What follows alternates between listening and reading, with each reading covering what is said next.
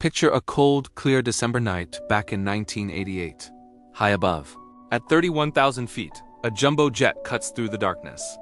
It's filled with families, students, and holiday travelers, all heading home for Christmas. Then, without warning, a massive fireball explodes in the sky. Twisted metal, luggage, and human bodies rain down on a quiet Scottish town below. In a flash, 270 lives are gone. This isn't a scene from a disaster movie.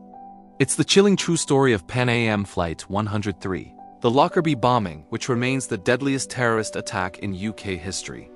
On December 21, 1988, the Boeing 747, known as Clipper Mate of the Seas, departed from London Heathrow Airport at 6:25 p.m. Its destination was New York's JFK, and then onward to Detroit. On board were 243 passengers and 16 crew members from 21 different nations.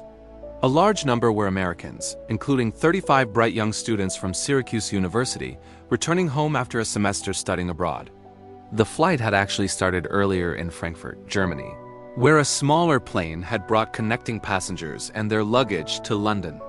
Just 38 minutes after taking off from Heathrow, at 7:03 p.m., the plane was cruising peacefully at over 300 knots. It was flying over the Scottish border, near the small town of Lockerbie, when pure horror unfolded. A powerful explosion ripped through the forward cargo hold, tearing a 20-inch hole in the side of the aircraft. Investigators would later determine the blast was caused by about a pound of Semtex plastic explosive, a military-grade material. The initial explosion set off a catastrophic chain reaction. The immense pressure change and aerodynamic forces were devastating. Within seconds, the entire nose cone and cockpit section of the massive 747 sheared off from the main body. The engines were ripped from the wings and the plane began to break apart in midair. On the cockpit voice recorder, there was just a brief 180-millisecond hiss before it all went silent. There was no time for a distress call. No warning at all. The wreckage of Pan Am 103 scattered over an enormous area of 850 square miles. The forward fuselage, including the cockpit, fell almost vertically, crashing into a field near a church in Tundergarth and leaving a deep crater. The main section of the fuselage, still containing thousands of gallons of jet fuel, turned into a massive fireball.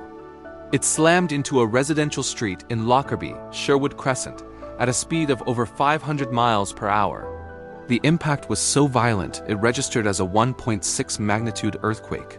Houses on the ground simply vanished in the inferno. Eyewitnesses described the colossal orange fireball that lit up the entire night sky, making it look like daytime. Tragically, 11 residents of Lockerbie were killed instantly as they sat in their homes, including entire families like the Flanagans, who were completely wiped out. The town was suddenly plunged into a war zone. In the hours and days that followed, a grim recovery effort began. The cockpit voice recorder and the flight data recorder were found relatively quickly, and they immediately confirmed that there had been no mechanical failure with the aircraft. This was no accident. The focus shifted to a massive criminal investigation. Forensic teams painstakingly collected pieces of the plane from across the Scottish countryside. At a hangar in Farnborough, they began the monumental task of reconstructing the fuselage, piece by piece like a giant, horrifying jigsaw puzzle. Their incredible work eventually paid off. They pinpointed the exact location of the explosion, inside a brown Samsonite suitcase, which had been placed inside a baggage container in the forward cargo hold.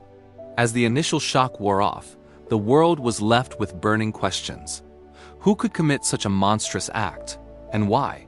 But before those answers could be found, the small, tight-knit community of Lockerbie had to confront a nightmare that no one could have ever prepared for. The search for justice had just begun. See the continuation. The Lockerbie Aftermath, a town in shock.